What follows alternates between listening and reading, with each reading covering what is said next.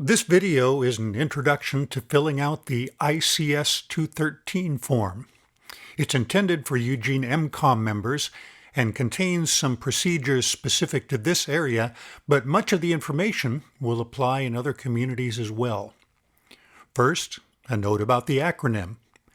ICS is an acronym for Incident Command System. The Incident Command System is used by FEMA and other agencies to help standardize procedures and organization in response to incidents of many kinds. In Eugene EmComm, we use the ICS-213 as our primary tool for communicating essential information in various emergency scenarios. We will present here an idealized version of how the process might work. Depending on your neighborhood structure and the nature of the emergency, details may vary. The standards for filling out the form, however, remain consistent. The process begins in the neighborhood with the collection of information about an individual incident, perhaps by a damage assessment team or DAT. The damage assessment team gathers information about a specific incident.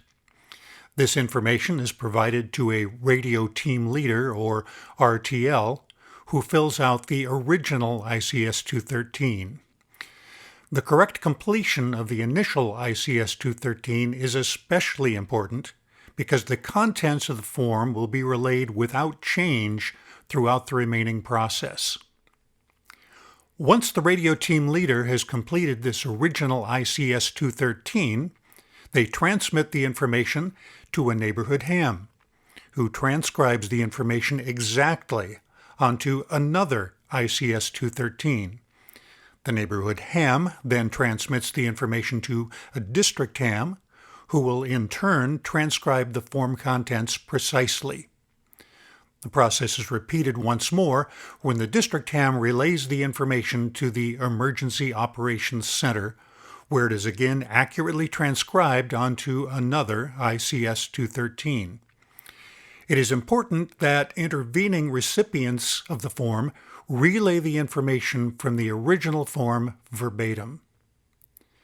In practice, then, there are two ways you might interact with an ICS-213, as the originator or as a relay. As the originator, you should follow the ABC principle. Strive to be accurate, brief, and concise. If your original contains all the necessary information in concise, clear language, a satisfactory result is far more likely. If you are a relay for this information, you need to be precise in your transcription. Ask for clarification when needed. Don't paraphrase, edit, or change the content of the information that is passed to you. Let's look at how to fill out the ICS-213 block by block. In our radio communications, we will refer to each information field as a block. Block 1. This area contains two pieces of information. The incident name is optional, but when used, it should be descriptive and concise. The message number field in this block is unique to Eugene EmComm's form. This field is used only by the originator of each message. It is essentially a serial number for the original ICS-213 messages. The message ID consists of a 4-letter prefix followed by a 3-digit number. The prefixes are assigned by the neighborhood teams. Consult with your team if you have not been assigned one. Here's an example of a message number. The radio team leader at Santa Clara Sedona Drive has been assigned the prefix SCSD. The numbers that follow start with 001 for the first form and count up from there. Block 2.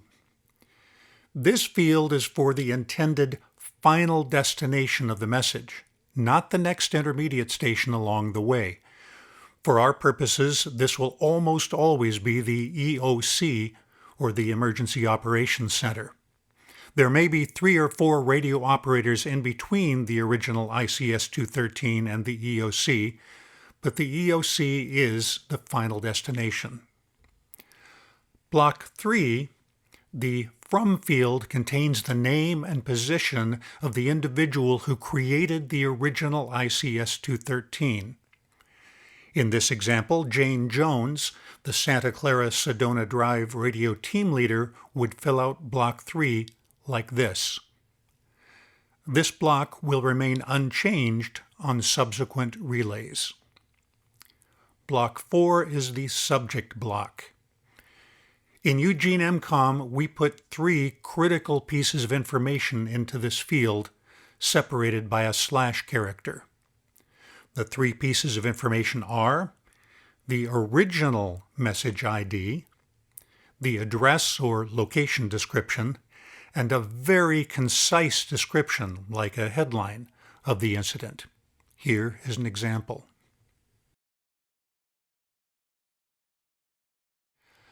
Block 5 and Block 6, the date and time, are fairly self-explanatory, but we do use specific formats. Enter the date as 6 digits, 2 each for the month, day, and year, separated by a slash character and using leading zeros where needed. Time is entered using 4 digits and the 24-hour clock. For example, 9:30 a.m. would be 0930, and 9:30 p.m. would be 2130. For the p.m. times, add 12 to the hours portion of the number. Block 7 contains the main description of the incident. Again, be accurate, brief, and concise.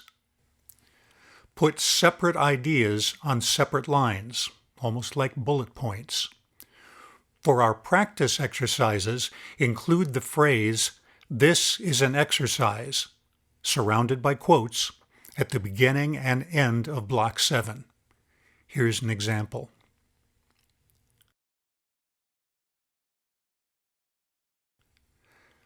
Block 8 is the only block that gets changed with each new relay of the ICS-213.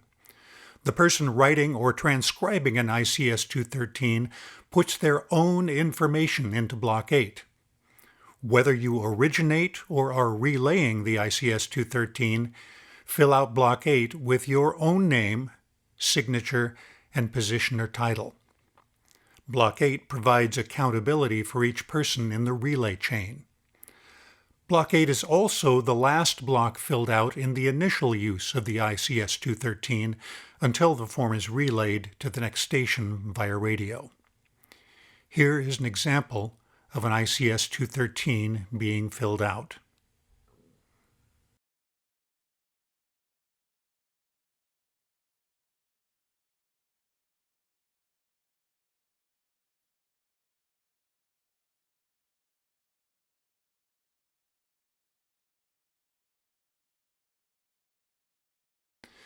Until you relay a message, completing Block 8 completes the form. When the time comes that you can relay the message, one more thing will be added to the ICS-213. When you relay the ICS-213 to another operator, you will use the service cross to document your relay. The service cross is drawn on a blank area of Block 7 and contains 4 pieces of information: the date of transmission, the time of transmission, your name as the sender, and your position or title.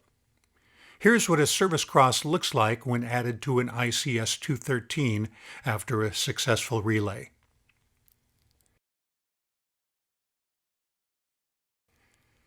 After you relay your ICS-213 forms, be sure to keep them organized and available should requests come to you later for clarification or additional information. Eugene EmComm regularly holds practice sessions and exercises that provide opportunities to work with the ICS-213 form. With practice, you will find that using the form becomes easier. The more confident you become using the form, the more likely we are to have a successful outcome in an actual emergency.